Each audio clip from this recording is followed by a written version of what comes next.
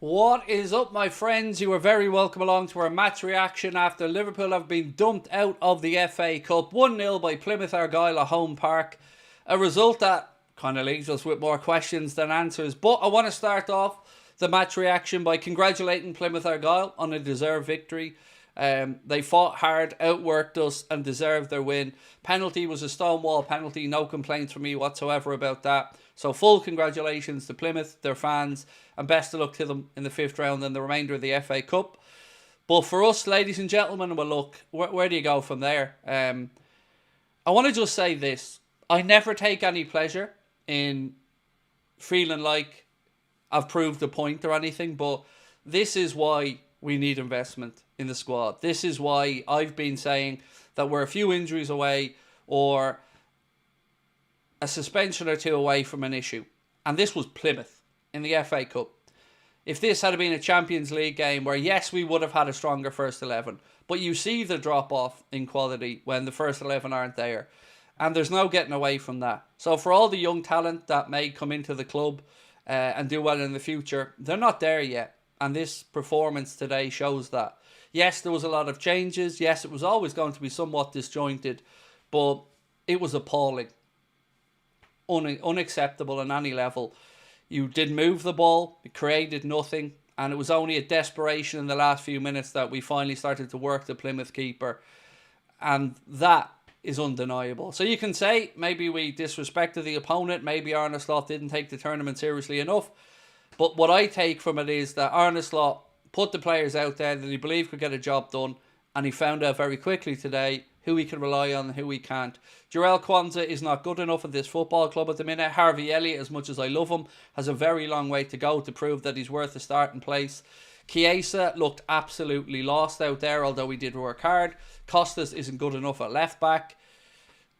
You know, take from that what you want. And again, I say this being sincere, not being angry, not trying to throw anyone under a bus, but it was a pathetic performance from players who don't deserve to be picked again for the time being, because they did nothing, absolutely nothing, and they didn't even match the work rate of Plymouth. And when you go and play in an FA Cup or away from home, the very least you expect from anybody wearing a Liverpool shirt is 100% commitment and effort and matching that of the opponent, and we didn't at times today. We looked like we were strolling through the game and couldn't be bothered.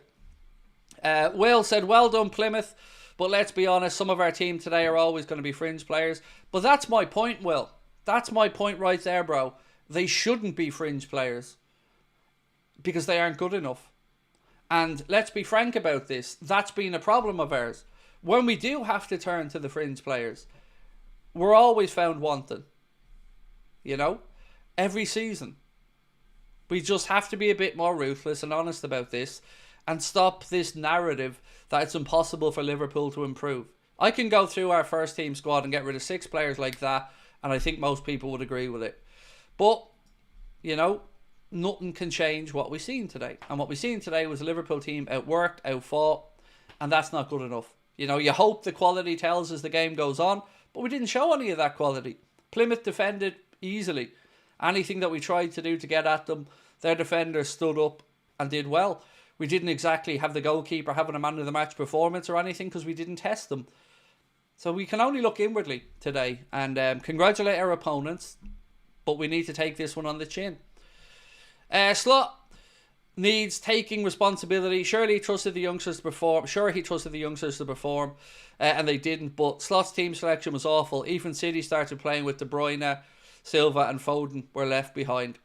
So, right, it's a fair point. It is a fair point, and let's try and work through your point. I'm going to get to the other super chats in a moment, but let's just work through our Bamba's point. So, what could we have done a bit differently today? So, yeah, maybe. Could have gone with Virgil, let's say, at centre-back. Could he have gone with Bradley? I can understand why he went with Joe in the defence, because Bradley is our only fit right back at the minute, our only fit senior right back at the minute, because Trent's probably close, but there or thereabouts. So, you can't take that chance. Costas on the left, senior left back, should have no problems there. Kelleher in goal, again, no problems with that. Endo was out there. So it's not like we had a team of children.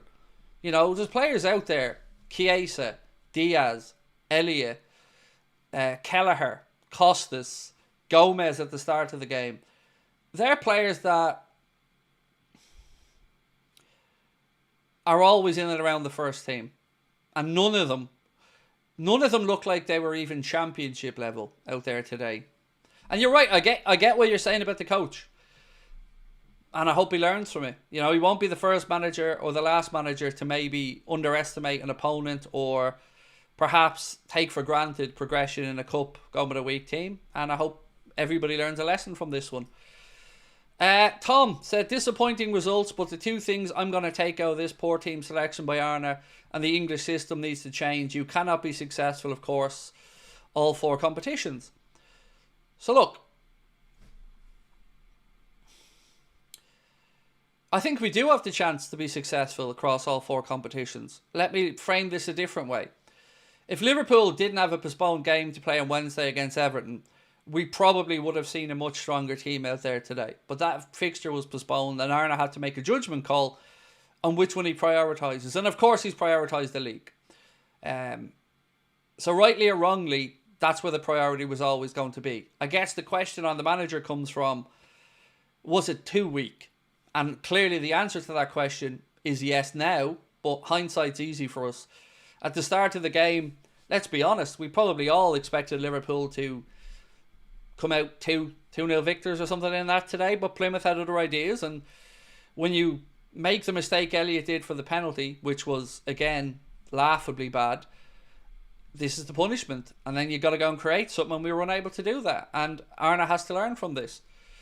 But not just him, the club needs to learn from it, because you're telling me if we didn't have another signing or two there, that we couldn't have made a difference if there wasn't a bit more quality in midfield. Like, I don't know why he didn't bring Jones on at all. I'd love to hear his thoughts and your thoughts on that one as well, ladies and gents, why Curtis Jones wasn't brought on there. Tsimikas can't control the ball. Ex-fans are so odd. Tsimikas isn't good enough, Fraser. I've said it for 2 years now, and I'm never going to stop saying it. He's not good enough. He can have occasional good games, and he certainly has a decent delivery on him usually. Today was one of those games where you see why he isn't going to last at the club and why he isn't good enough to succeed Robbo. Because even the basic things like deliveries from corners and set pieces were just not good enough. This is not onslaught, embarrassing from our owners. Or excuse me, from our starters. I'm owners on the brain, mate, sorry. Rain said, this is not onslaught, embarrassing from our starters. Look, absolutely, it was a terrible performance. I've no argument about that whatsoever. I'm baffled as to why we didn't see Jones on. But let's have a look at the numbers from the game on the screen here now. Possession-wise, Liverpool had 75% possession. We had 14 shots with 4 on target. And that's just not good enough. You know, 4 shots on target over 90 minutes is not good enough and doesn't really deserve to win you anything. Plymouth had 10 shots, 2 on target. Dangerous attacks, 33 from Plymouth, 61 from Liverpool. Corners, 7 from Liverpool, 4 from Plymouth. Total passes, 593 from Liverpool with 84% passing accuracy. But I tell you what, there wasn't half a lot of them passes going sideways and backwards today. And I know people agree with me on that one. Whether it was because of the pitch and they had to take an extra touch, but there was a lot more unwillingness to progress today. A lot more checking back, a lot more safe passes. And nobody really grabbed that game by the scruff of the neck to try and make it their own. And I guess that's kind of an indictment on the likes of Elliott, who are knocking on the door, trying to find the first team spot. Well, you should be going out there today at home park and showing that you're a level above. And we didn't. And that's worrying. Chiesa has had 2 chances now in 2 games and done nothing in either of them. Endeavour was there, but the quality wasn't there. Diaz was awful, and I think should be concerned for his future. I think Cody Gakpo is ahead of him in the pecking order. And look, the back line is the only one where I guess I have some sympathies because it was a hugely changed back line. But, you know, the back line wasn't the reason we didn't win that game today. You know, Elliott gave away the penalty, so it's not like it was shabby defending for the goal. But, yeah, we got what we deserved. You know, that's the fairest I can be in it. We got what we deserved. Tom said, don't know what you think, but I think we need to get rid of Costas, Elliott, Jota. Don't see enough of those players. And Harvey Elliott cost 2 FA Cup this year and last year, said Tom. Ricky said, I honestly don't blame Slot. He can't control people's first touches and crosses, inaccuracy. Maybe should have played Jones, but we shouldn't have to, said Ricky. Thank you, Ricky. HMFCE said, Klopp, unlike Slot, is a better motivator. The players know they don't play in the next game if they haven't played well. TOTT2KZ1 said, unfortunately, Slot gambled this game and it backfired. If we go strong and get an injury, we screw ourselves. Gutted, we're out. Focus on the Premier League, League Cup and Champions League. So just to kind of push back on that a little bit, buddy, we did pick up an injury today. So it's not like we've got out of this game, we lost it, but we're unscathed. Gomez is out now, and he's only just come back in. And he wasn't in the last 2 matchday squads. Comes in today and now he's out injured again. And I also would say, what damage has this done to the confidence of a player like Kwanzaa or young Mabaya, who comes on and then gets substituted? So the substitute gets substituted, and that's not a good look for any player. And I'm sure the manager will have said to him, look, Mabaya, this isn't on you, kid, Isaac. This is on me having to change things. But it has a knock-on effect is what I'm trying to say. You want to use the kids in these games and the fringe players to build up confidence, as well as giving the manager an idea of what's going to come in the future. And this surely has showed us that we need to strengthen. Have another fiver, Craig, at least. Get to cancel my ESPN Plus account now, said Timothy. Well, thank you, Timothy. Appreciate your support, mate. I really do. Do keep hitting that subscribe button, folks, by the way, if you're with us for the first time or you haven't subscribed previously. We are being brought to you today with thanks to our incredible sponsors, Manscaped. A quick reminder, you can get yourself 20% off and free shipping store-wide at manscaped.com. Now, our players out there didn't show much balls today, but, you know, if you want to look after yours, get over to Manscaped and use our code Anfield20. V. Aaron said, saw people before the match saying the team looked good and expected us to win. Now all of a sudden slot selection was bad. This is on the players, in my opinion. So, yeah, look, it's easy in hindsight, mate, isn't it, to look back at games and think, should have done this beforehand. What I expected after seeing the starting 11, if I'm going to be blunt about it, was I expected a shitty 15-20 minutes. I expected us to figure out the pitch and the positioning of our players, and then I thought our quality would tell over 90 minutes and our fitness certainly towards the end. And it never materialised like that. So I certainly wouldn't say I'm looking back and thinking I've regrets about the starting 11, but I have a lot of questions answered in my mind about how good the depth really is there when you get past the first 15 or so. Kieran Mullen, thank you, Kieran, for being with us as a member for 18 months. Said, can we use dip dog shit to select our man of the match? Oh God, I forgot we have to do a man of the match poll, yeah. Forgot about that, mate. I don't know why this keeps happening, by the way, but my browser keeps opening up Twitch for some reason. I've no idea why. Right, some more comments to get. Yeah, Connor, we need a man of the match poll in there, although best of luck to you, bro. If you would like to submit your player ratings, by the way, for the Anfield Agenda player ratings video, the link is pinned to the top of the chat there now. So if you want to add in your player ratings, we'll compare them with mine for the player ratings video. The link is there. Right, some more comments to get through. Stargirl said, I think the midfield was the biggest issue, and I like Elliot. I thought he was worse than the kids. Kelleher played better. Passes. Endo was okay. So for me, I agree with you on the midfield, Stargirl. I absolutely agree with you that was a huge area that we failed to control today. I thought at the start of the game when McConnell was playing right back and had that kind of inverted role, he never looked comfortable in it. That would only last until Gomez went off, but I thought he never really figured that out. And then afterwards, we just had nobody breaking lines really from midfield.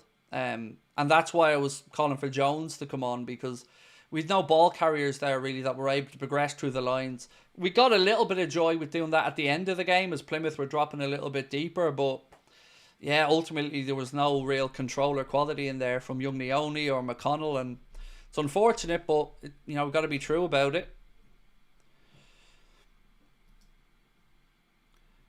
McConnell was the only positive light, said SGD. I didn't think he was as good today as he was against PSV Eindhoven, to be honest. But again, there's certainly an interesting young player in there. Players should pay back tickets for the supporters, said Joe. Jules Verne said, sad miss, but cup is a distraction. Elliot, how far he's fallen and Diaz keeps disappearing, said, I don't know how to pronounce that name, mate, but I think your comment's right, by the way. So we mentioned at halftime during the stream that we're going to do a news video later on this evening, and one of the subjects of that video was going to be a story that suggests that Arne Slot has grown frustrated with Luis Diaz and wants to sell him.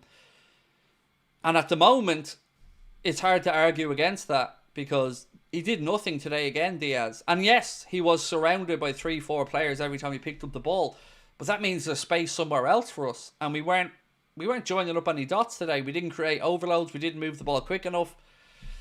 Yep, frustration. Let's be honest, squad isn't good enough. When the first 11 don't play, it's time for FSC to do their job. Yeah, look, I can only say the same things every transfer window. And year after year I get proven right. But year after year I have to listen to journalists, happy clappers, and fan accounts that don't have a backbone, talking about everything being great, talking about a squad that can't be improved, talking about this, that and the other. Again, there's another example, yet another one, of why we do have to go into the market and why we need these extra players. For days like today, where you want to rest your Gravenbergs, you want to rest your Soboslais, your McAllisters, you need more depth. And today's a good example of it. I can go through that team ruthlessly and tell you 7-8 players who shouldn't be at the football club or won't have a future at the football club. But I'll come across harsh and I'll come across like I'm just trying to make excuses, so I'll refrain from it for now. MH10 said, only man of the match today was the team's bus driver. Nessie said, oh my God, Craig, didn't get to see the match, just saw the results. What happened? Well, let's just say it's a deserved defeat. And let's just congratulate Plymouth. And you should count yourself lucky that you didn't have to sit through the game, Nessie, because it was awful. Just awful. Nothing really to add in. Prankaholic Nick said 3:30 a.m. in Australia, staying up to watch that terrible performance. Elliot was terrible. Diaz won't be here for much longer. Lots of love from Australia, and thank you, my friend.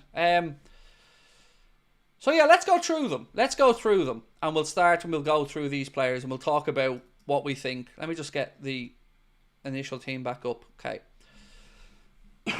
Queeving Kelleher, I don't think did anything wrong there today. You know, penalties should be scored, so if the keeper saves them, that's a bonus. So nothing on Kelleher. Joe Gomez, it's more frustration, I'm afraid, unfortunately. Joe comes back in today and picks up another knock, which is probably going to keep him out for a while, which will have a knock-on effect to availability of options for Arne Slot.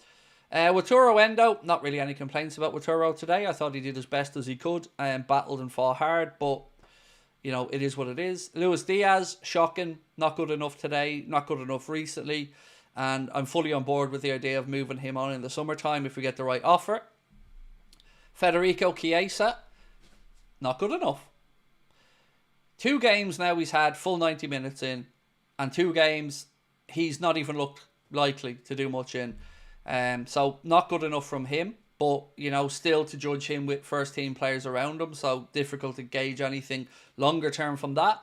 Harvey Elliott should be showing he's a class above what's out there on that pitch with regards to Plymouth, and didn't. And that's, again, to his detriment because, you know, I've been a big advocate, big fan of Harvey Elliott and still am. But that today is not going to convince anybody that he's being left out and deserves to play. He had his chance today and didn't take it. Diogo Jota, again, hard to criticise the forwards too much today when there was no ammunition for them. But again, didn't create much, so tough one there. Costas, not good enough. Awful distribution today. Awful decision making. Awful first touch. McConnell, young man coming through, was moved around quite a bit on the pitch today, but I thought as the game went on, he started to look a little bit better in it. Kwanzaa, look, I'm not convinced by Kwanzaa. I'm just not. He looks like he's good when things are going good, but whenever there's any bit of backs against the wall, he looks like his head goes. So I'm not convinced by him longer term either. And remember, he's the third centre-back at our club. So let's talk on this for a second. Our centre-back depth is Virgil van Dijk and Ibrahima Konate. After that, we have an injury-prone and a player who manager doesn't use in Joe Gomez. And we have Jarell Kwanzaa, who looks a shadow of the player he was last season. And that's it. That's your top of the league football club wanting to compete in all competitions. That is our back four. That is our centre backs. And then you're throwing with Turo Endo in there to play as an auxiliary centre back. And that's not good enough. And that depth isn't good enough. So let's say Konate picks up a leg strain and is out for a month and Kwanzaa has to come in. Are we really going to say that there's not going to be a drop-off? A significant drop-off? Of course there is. So why can't this be spoken about in transfer window time when we can do something about it?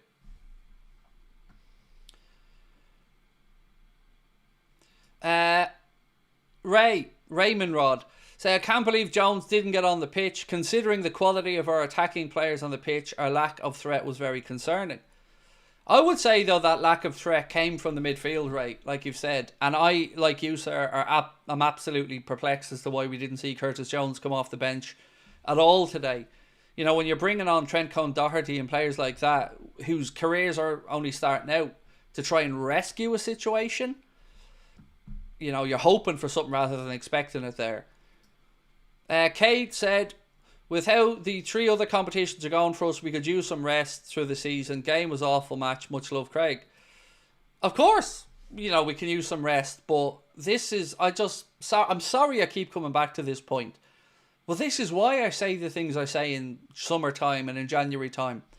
It's so we don't have days like this, where the manager has to rotate a lot, but the performance isn't there. So, again, you know, I can only repeat myself. And I don't want to throw anybody under the bus, but let's be honest, a good chunk of those players are not going to make it at Liverpool Football Club. And why we are, as a club, unwilling to address that or be straight talking about it, I don't know. If you want to succeed without any key midfielders, Szoboszlai, Maka, Ryan Curtis, that's what you get. An embarrassing defeat. Plymouth was heroic, though. Look, congratulations to Plymouth, as I've said many times. You know, they deserved it. They worked their ass off, did their defending when they needed to, and fair play to them. Wish them nothing but the best in the remainder of the competition. But, yeah, as you said, mate, make that many changes. It's got to pay off, and it didn't today. So, I'm trying not to overreact to it, you know. I'm trying to be as calm about it as I can, but it's frustrating because we never even looked likely today. If we go out and the keeper's a man of the match performance and there's goal line clearances and there's all this other stuff, you think, all right, maybe, but we went out with a whimper today, and that's disappointing. Roger said, does the Carabao Cup still count as the treble? It's not the treble. It would be a treble. But personally, mate, if we were talking about winning a treble, I don't really care what the treble is.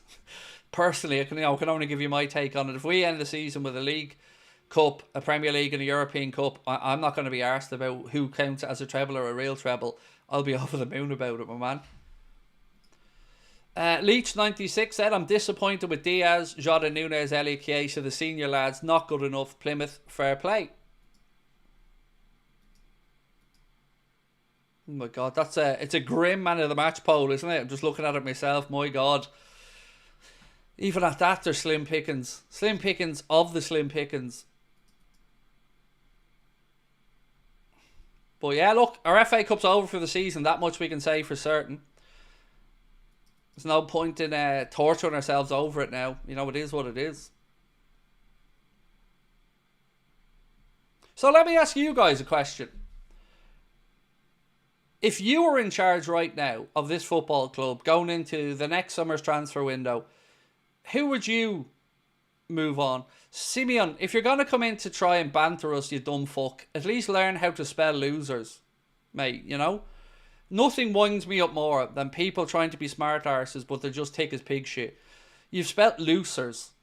Maybe get yourself an education. Stay in school before you try to troll, mate. Eternal losers. Brilliant. That's the level of trolling that I have to put up with. People can't even troll by spelling a simple word correctly, man. Come on. Get yourself an education, bro.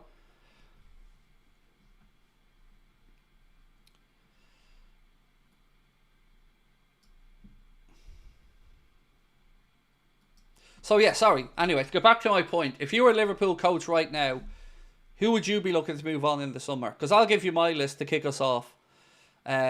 Costas, Diaz, Kwanzaa, Gomez, Kelleher because of the contract situation, Darwin. I'm on the fence about Elliott. I want Elliott to succeed, but you know I've got to put my bias aside and be honest about it. Chiesa, unless he significantly pushes up before the end of the season, he'd be gone as well. And then you look at the fringe players. Tyler Morton should be moved on. Cade Gordon should be moved on. You know, players that we know are just going to bounce around on loans and not come back in.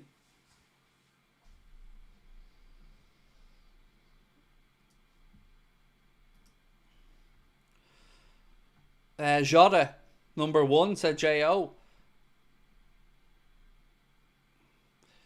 Look, I'm not sure about Diogo, to be honest with you, because Diogo has shown on many occasions that he can pop up with important goals. I've never seen him being somebody that I think will be our number 9 week in and week out. But I don't know if I'd be moving him on just yet. I mean, maybe you're talking about the injury concerns as well, and I understand that, but he wouldn't be at the top of my list to move on. You know, if it's a lot of business as well to try and do in a window or two there with the amount of names I've given you.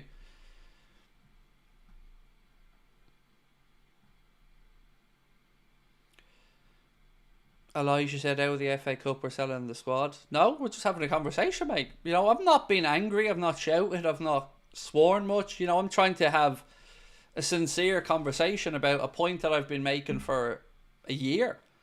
There's just players that shouldn't be here. And we need to be honest about them not being good enough. The one that really concerns me is our strength in depth at centre-back. We've now got an injured Gomez, so let's say he's out for a while, right? And we don't know, but let's say he's out for a while. We've 3 centre-backs now. 3. 3 centre-backs to try and win the Champions League and the Premier League and the League Cup. 3. 1 injury to Canada and Virgil, and we are up a certain creek without a paddle. And that concerns me a lot. Because you can look at other areas and I think we've got plenty of bodies. In midfield, you've nearly got 2 players in most positions there, except for Grafenberg's real cover. So, you know, Szoboszlai, Jones, replace for place, either or. McAllister, come in and do a job. Grafenberg there, no problem. So, look, we've got options in midfield, but we're 1 injury away from having a real problem. And heaven forbid Mohamed Salah picked up a knock on the right. Chiesa ain't going to be that guy.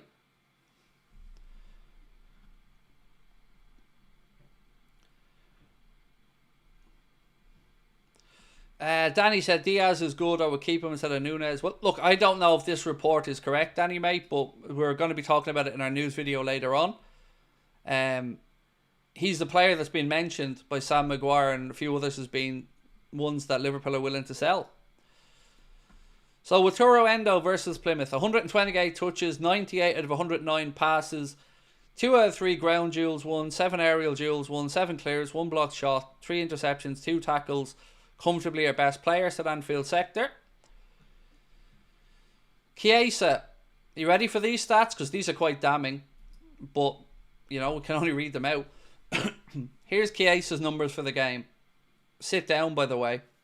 You're going to want to. 1 out of 10 successful dribbles. So 10% successful dribbles. 66% passing accuracy. Remember the team average was 84. 13 duels lost. And 29 times he lost possession. That's not Liverpool quality, is it? Against opposition that he should be licking his lips to play against and thinking, I'm going to run these lads inside out. You know? So when you get numbers like that, backing up a performance like that, you can see why we deserved nothing from that game. And again, congratulations to Plymouth.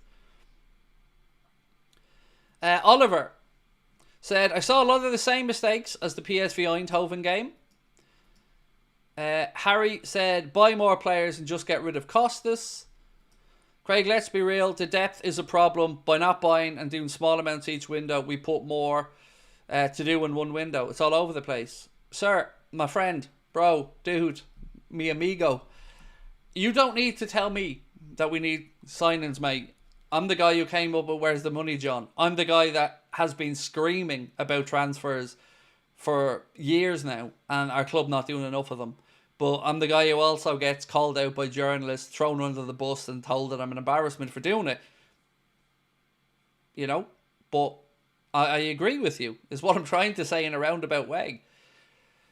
And I take no pleasure saying it. It's frustrating. It's frustrating. Because I knew I was right. I know I'm right now. And I know I'll be right in the summer again. And again, we have to talk about this and still not having the damn contract sorted out. And still not knowing what Trent wants to do. And we as fans are supposed to believe that this shit won't get in people's head. That this won't cause us problems in the run-in. Players not knowing where their futures are. Fans unsure where players' heads are at. You can't just ignore all of this stuff and keep telling the world everything's great. It'll catch up with us. And look, we've been brilliant in other competitions. There's no complaining about me with our league position, no complaining about me with our Champions League or the fact we're in the League Cup. But FSG need to do their damn jobs. Edwards and Hughes need to do their damn jobs and get these players in. Roger said, fool me once, shame on you. Fool me twice, shame on me. Extreme rotation cost us an irrelevant game, the Champions League, and now it's cost us the cup. Expected.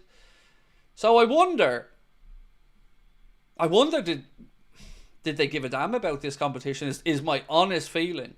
You know, if you were the manager and you felt something had to give, it would be this, right?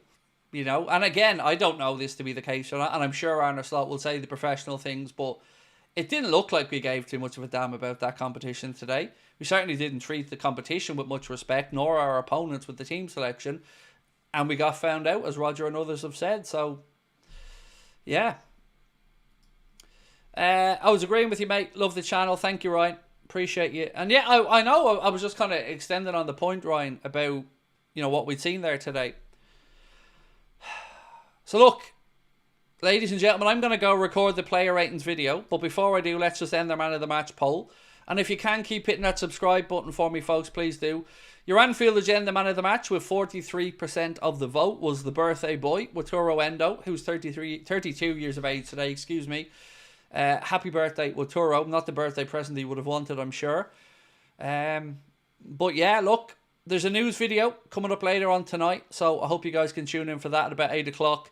Player ratings video coming up in a few minutes. You still have a chance to submit your player ratings if you want to use the link at the top of the chat. And again, shout out to our sponsors, Manscaped. Check out the Chairman Pro Package face shaving kit or anything else at manscaped.com and get yourself 20% off and free shipping. That's 20% off and free shipping with the code Anfield20.